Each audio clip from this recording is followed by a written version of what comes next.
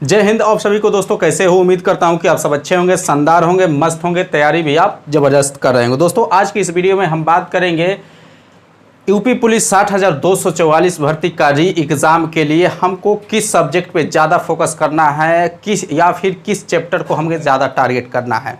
क्योंकि आप लोग का भी कमेंट आता रहता है कि ये सर मैथ का इंपॉर्टेंट चैप्टर बता दीजिए, या फिर सर अभी जो है किस सब्जेक्ट पे ज़्यादा फोकस करें, ये तमाम बातें। ठीक है, तो चलिए दोस्तों आज की वीडियो शुरू करने से पहले मैं आप लोगों को एक बात बता देता हूँ री एग्ज़ाम से रिलेटेड। देखिए, आपका आगामी समय में कभी भी ऑफिशियली तौर पे री एग्ज़ाम नोटिस देखने को मिल सकती है, तो आप लोगों को नोटिस देखने का वेट नहीं करना है। अभी से आप जो है बी सीरियस रहना है आपका री एग्ज़ाम के लिए।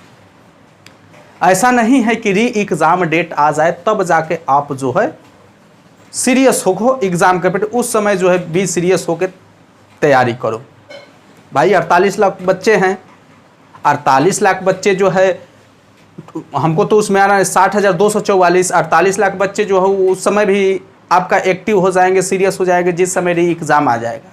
तो सभी सीरियस होंगे। 48 लाख, तो 48 लाख का तो सिलेक्शन नहीं होगा, तो आप जानते हो कि जो है तब पहले से सीरियस होना पड़ेगा। तो आप जो है अभी से इसके प्रति कुछ नहीं सोचना है कि नहीं एग्ज़ाम डेट हम देख लेंगे तभी जाके अपना जो है पूरी रणनीति, पूरा समय, पूरा सिलेबस, पूरा चैप्टर जो है कवर करने का प्रयास करने। तो ये गलती हमको नहीं करना है।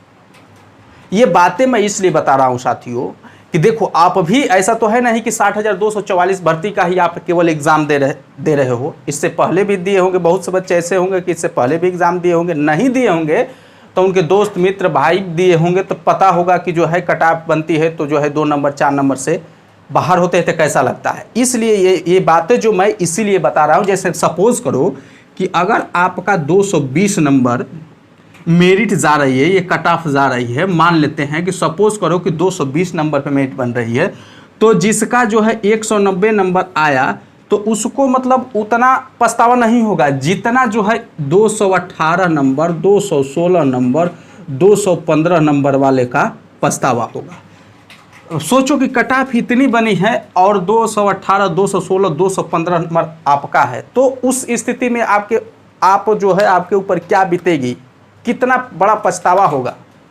इसको तो पछतावा भाई, इसको तो पछतावा होगा कि हमारा सिलेक्शन नहीं हुआ कट ऑफ से, लेकिन आपको इतना पछतावा कि काश आपके उस समय का स्टेटमेंट यही रहेगा कि काश हमने जो है इस चैप्टर को कवर कर लिया होता, यहाँ से इस प्रश्न को हम प्रैक्टिस कर लिए होते तो शायद हमारा ये प्रश्न सही हो जाता, तो हमारा सिलेक्शन हो जाता है।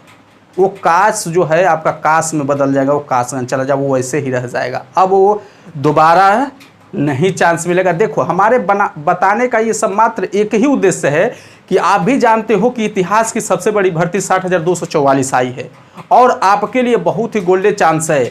अभी आपका जो है 17 एंड 18 फरवरी को जो एग्ज़ाम हुआ, तो एग्ज़ाम जब कैंसिल हुआ तो उन बच्चों को नुकसान हुआ जिनका जो है लगभग पूर्ण तैयारी हो चुका है, वो एग्ज़ाम क्लियर करने की क्षमता रखते थे। लेकिन ज़्यादातर संख्या उन बच्चों की थी जिनकी तैयारी नहीं हो पाई थी, तो उनके लिए तैयारी भी एक बहुत ज़बरदस्त समय मिल गया तैयारी करने का। तो जब इतना ज़बरदस्त समय मिल गया है, बात को ध्यान से सुनो, तब भाई हम क्यों जो है इसमें ढिलाई करें। इसमें क्यों ढिलाई करें? ढिलाई नहीं करना है एकदम जो है। अब देखो, ढिलाई करोगे, थोड़ी सी भी ढिलाई करोगे तो आपका जो है ये कट ऑफ बनेगा और आपका स्कोर ये बनेगा। देखो, इस बात को समझो। अगर थोड़ी सी अब ढिलाई करते हो, ज़्यादा नहीं, थोड़ी सी ढिलाई करते हो तो कट ऑफ ये बनेगा और आपका जो है नंबर ये रहेगा। अगर ज़्यादा ढिलाई करते हो तो आपका नंबर ये रहेगा। एकदम फैक्ट है ये, ऐसा नहीं है।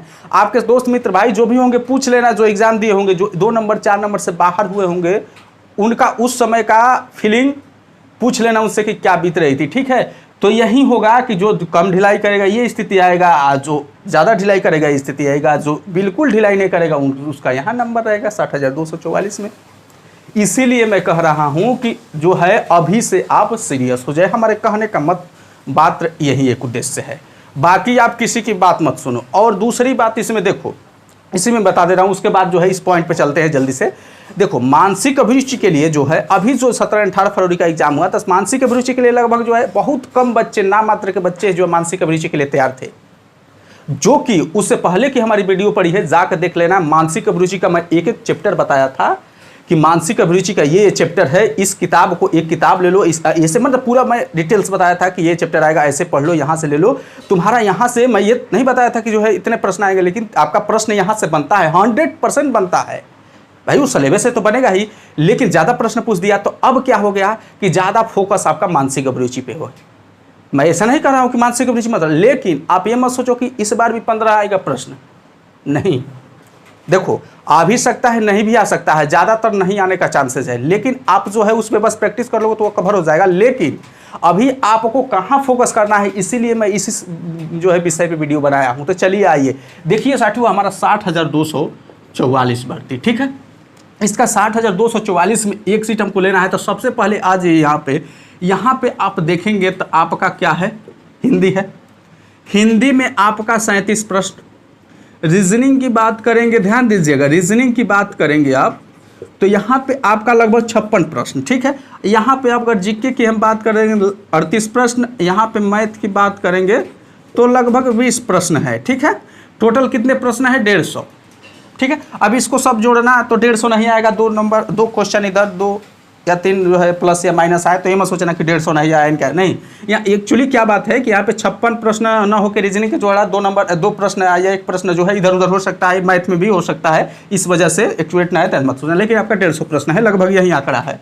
अब देखो हिंदी में बात करें तो दोस्तों आपका 32 जो है, इतने समय के बाद 32 अगर हम लिख रहे हैं सही कि 32 आपको लाना ही है, लाना पड़ेगा, ऐसा नहीं कि नहीं लाना पड़ेगा। इतने समय बीत जाने के बाद भी अगर 32 नहीं लड़ता तो यार मुश्किल है, ठीक है। उसके बाद रीजनिंग में आपका जो है 47 प्रश्न, ध्यान देना 47, इन दोनों को आप जोड़ोगे तो 7 2 9 हो गया, 4 3 7 हो गया, यानी लगभग 80 प्रश्न जो है यहाँ इन दोनों सब्जेक्टों से क्लियर हो गया। ध्यान दो पहले बात को।